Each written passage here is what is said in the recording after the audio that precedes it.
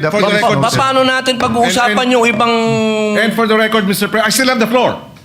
And for the record, Mr. President, we voted against resolution number 44. Meron lang po akong mga konting katanungan sa inyo. Sapagkat gusto ko po sanang ireklamo si Senator Pangilinan sa pagsigaw. Meron po ba sa rules natin na sinasabing pwede mong sigawan ng kapwa mo senador? Na boses ni Senator Kiko Pangilinan. Miss, Alam ko na si Senator Pangilinan ay dating galing sa broadcasting, baka nag-modulate.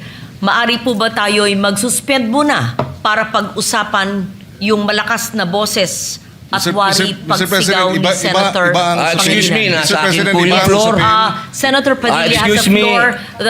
The chair is answering the question of Senator Padilla. Session is suspended.